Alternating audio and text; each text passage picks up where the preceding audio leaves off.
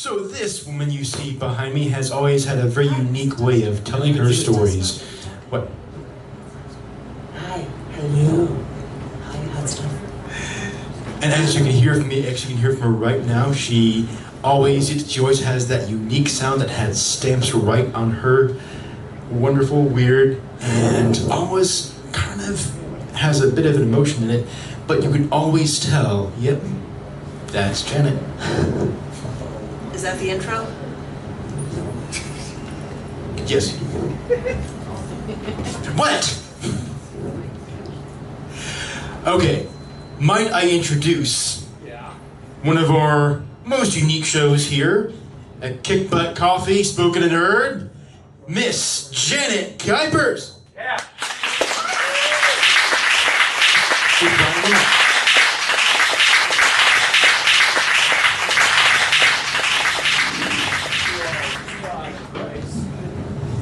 Who is that strange man? This dial. Yeah, check.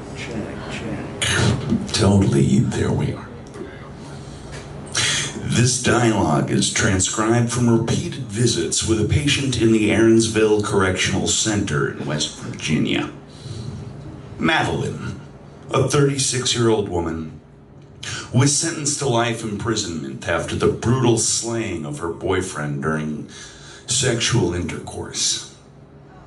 According to police reports, Madeline sat with the remains of the man for 3 days after the murder, until police arrived on the scene. They found her in the same room as the body, still coated with blood and malnourished. 3 doctors studied her behavior for a total period of 8 months. And the unanimous conclusion they reached was that Madeline was not of sound mind when she committed the act, which also involved an ice pick, an oak board from the back of a chair, and eventually a chef's knife. Furthermore, she continued to show signs of both paranoia and delusions of grandeur long after the murder, swaying back and forth between the two, much like manic depression. For 3.5 years, Madeline has stayed at the Aaronsville Correctional Center, and she has shown no signs of behavioral improvement. She stays in a room by herself, usually playing solitaire on her bed. She talks to herself regularly and out loud, usually in a slight southern accent, although not in a very loud tone, according to surveillance videotape. Her family abandoned her after the murder. Occasionally she requests newspapers to read, but she is denied them. She never receives visitors until these sessions.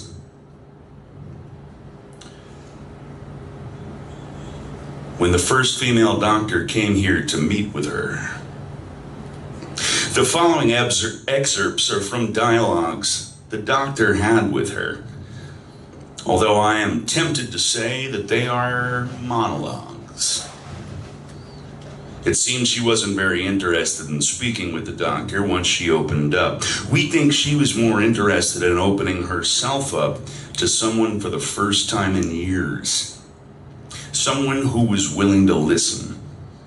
It makes me wonder if the doctor began to feel a bit like a surrogate parent. I try not to think of what will happen when the sessions end. And for the record, Madeline is not her real name.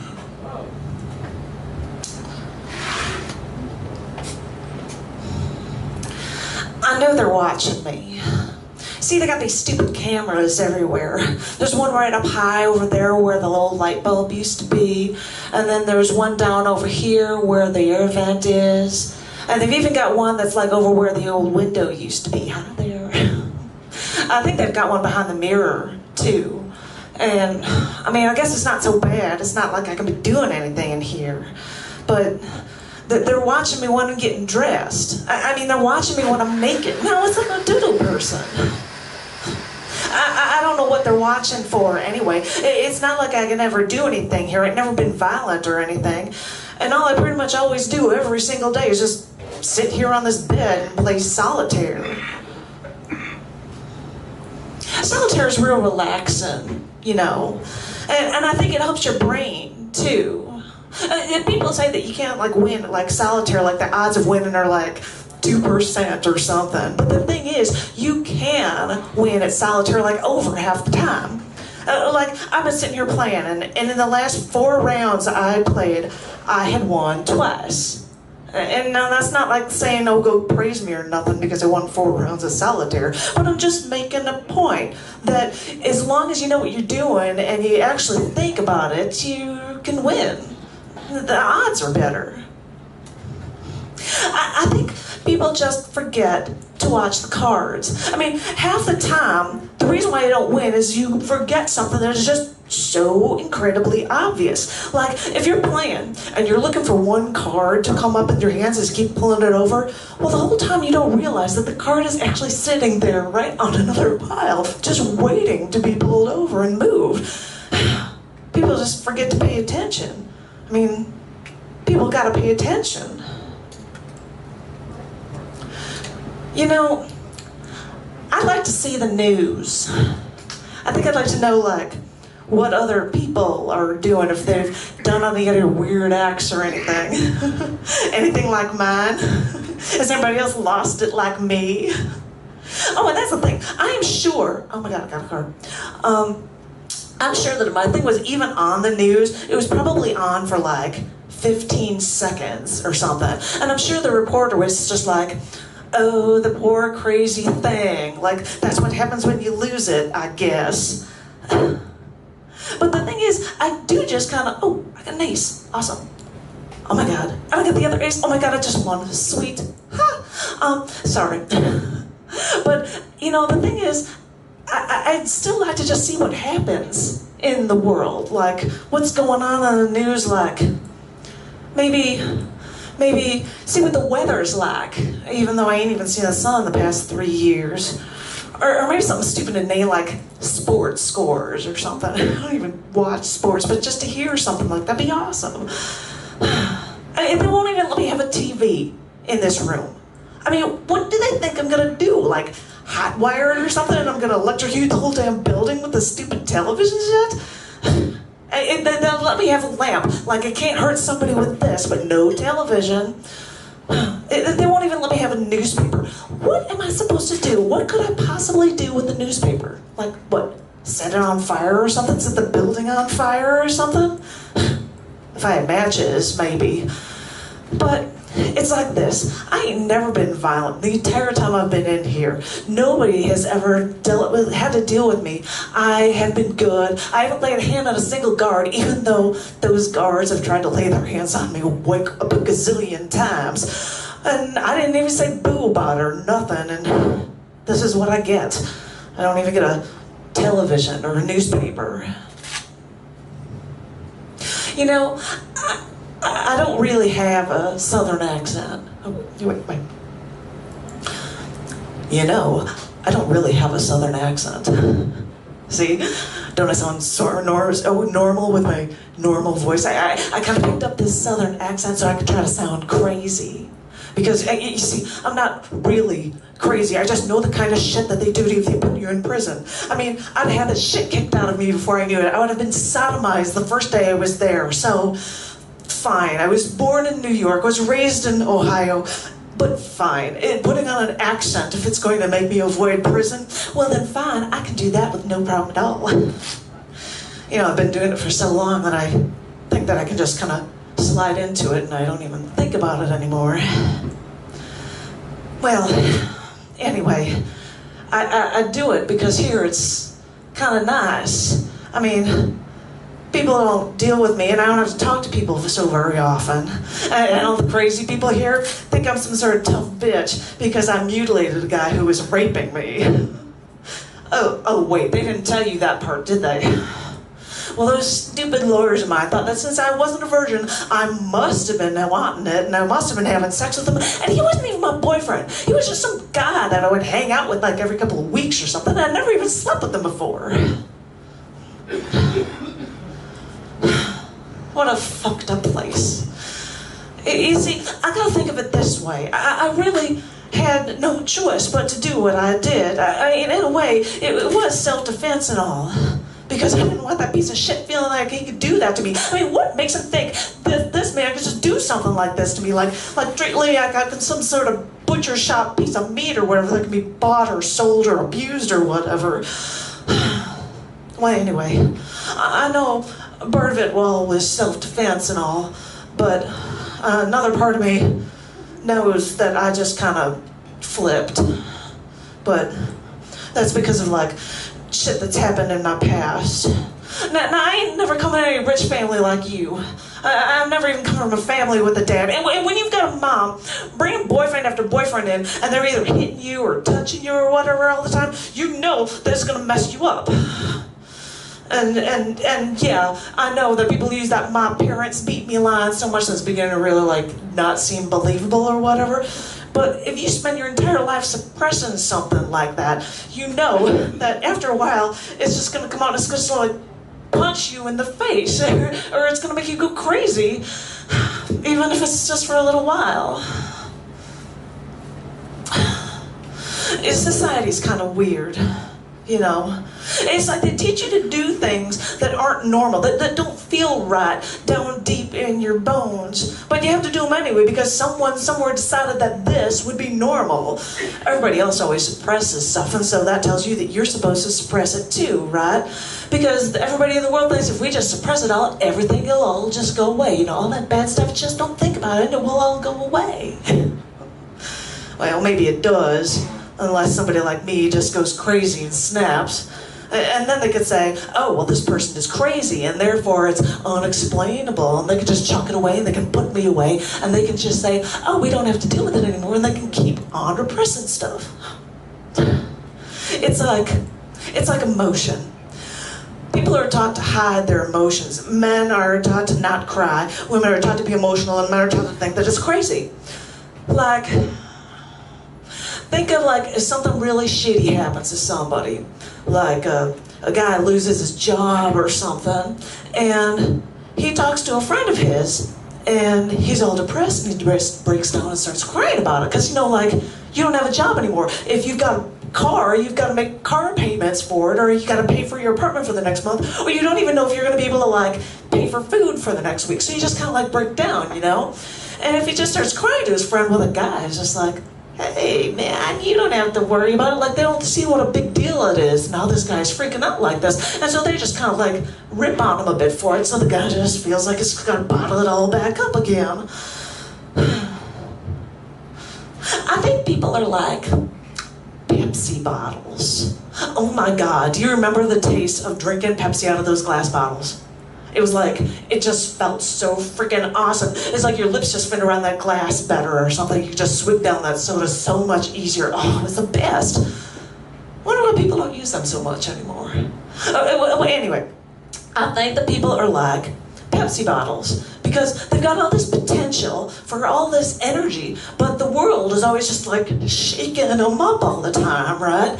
And every once in a while, somebody loses it. And when they do, their top goes off. And all this achy Pepsi stuff starts spraying all over the place. And all the other Pepsi bottles run around and hide from it, right? They don't want that stuff around. And then the poor guy's got no Pepsi left. And what do you do when you got no Pepsi left? Or maybe you do lose it, but you still have some of your Pepsi left, right? And everybody puts you into a hospital and they tell you can't even tie your own shoelaces, and then they watch you while you're getting dressed. Can't someone turn the cameras off? Oh my God, I got a story for you. This is a true story, I swear to God. There was a guy that was in here. His name was Tony. And he had killed somebody, but he was just going crazy, right? And so somehow he managed to get like a blade of some sort. And he actually cut off his own scrotum. And I'm like, how do you do something like that? That's gonna be so incredibly painful. You know, I'm just like, and you just start to cut, and it's gonna be like, I'm gonna lose. I'm like, I don't know how you can act. That's perseverance, really. But I mean, but apparently the guy did it, and because we're in a hospital here, the doctors were able to take care of him. So he was sitting here while recovering, and you know how in the front area they have those payphone things in the front? He would actually walk to the payphones, and he would pick an 800 number and just start calling them just to harass the people at the other end. Well, apparently he was doing this to one number over and over again because there were these two girls on the line, so he was just trying to give them shit all the time.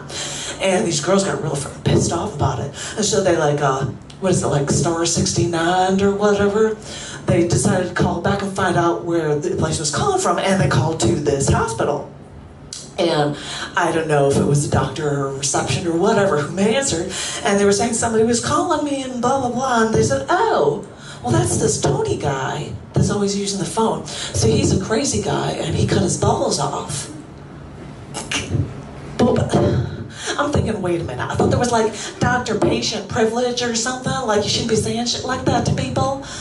But I guess we're just like crazy people and killers, and like we don't have rights, we don't matter or nothing or something, I don't know. But apparently, so these ladies called and they explained that Tony was this guy here and he had no balls. Well, Tony actually got on the phone because you could just call this 800 number, so he called this number again. And he was gonna start like, you know, giving them shit and being rude and all that, whatever.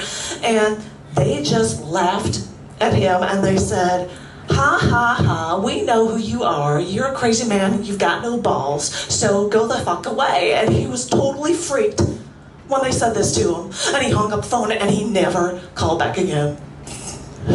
True story, I swear to God. Swear to God, it's a true story. But then again, I'm sure like Tony was just like, how did they know? What just happened? And they had to be totally freaked about it, you know?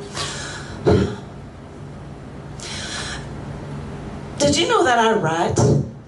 I figured if they're not gonna be giving me any newspapers or anything, maybe I could, you know, like write things down on pieces of paper and read it to myself over and over again.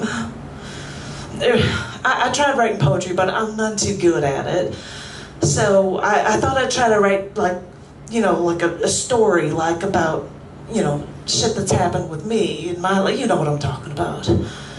I just figured, if there could be men in prison making tons of money, millions of dollars with bestsellers, then I can't die. I mean, I know my story is better than half the shit that's out there.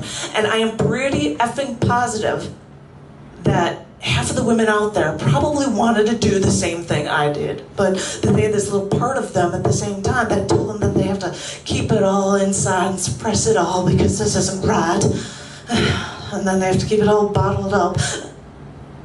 Wait a minute, now that I think about it, what would I do with a ton of money anyway? It's not like I'm getting out of here or nothing. And who'd want to read it anyway? I mean, if they just think that I'm some sort of crazy person, it doesn't matter or nothing. Sometimes I get so depressed. It's like I'm never gonna get out of here.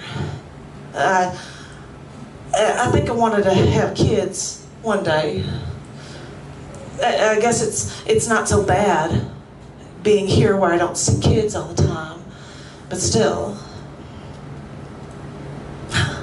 For the longest time, they kept bringing doctors in here, one after another, to try to talk to me to get me to open up. And you know what they did?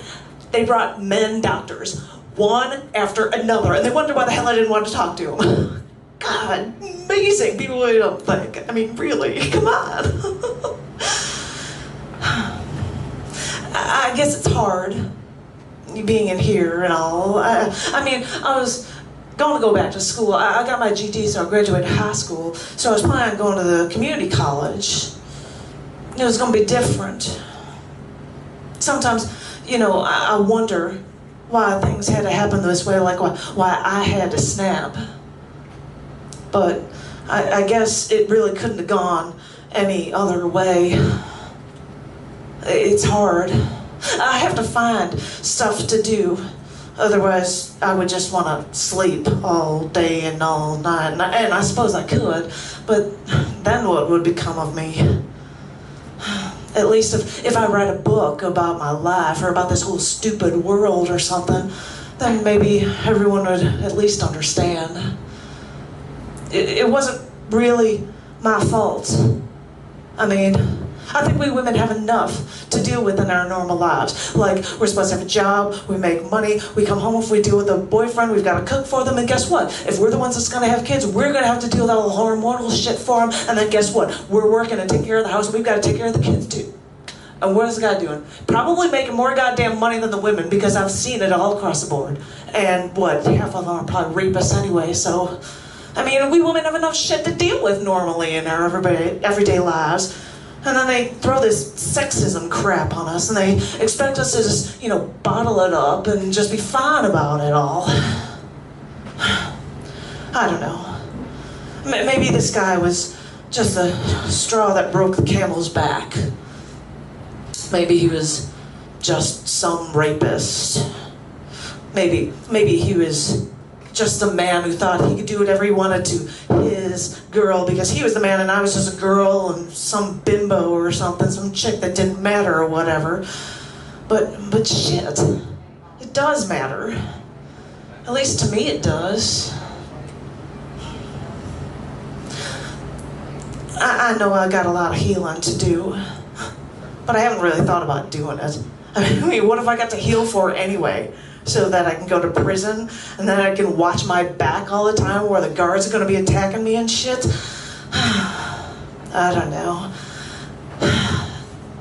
I don't know if I can handle that anymore, but I think I just lost. Oh well, what are you gonna do? But at least here, people watch my back for me. Because I think everybody here thinks that anything and everything in the world could go wrong, even in my own mind, especially to myself. So they're so overprotective of me that they think anything could harm me, anything could go wrong, even if it goes wrong in my own mind.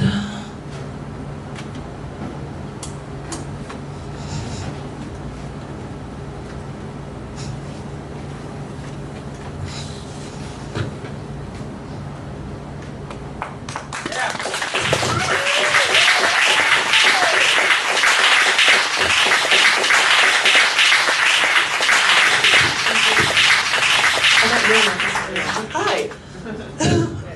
That was the feature. Thank you. And I did have copies of the chapbook. I did a lot of ad-libbing on it as well, but I had extra copies. I think Hot Tamale had some of them. And got some over here. And they're for you guys. I'd like to pass them out for you guys. They're online with it as well. And yeah, I ad-libbed a lot. But thank you very much. Thank you.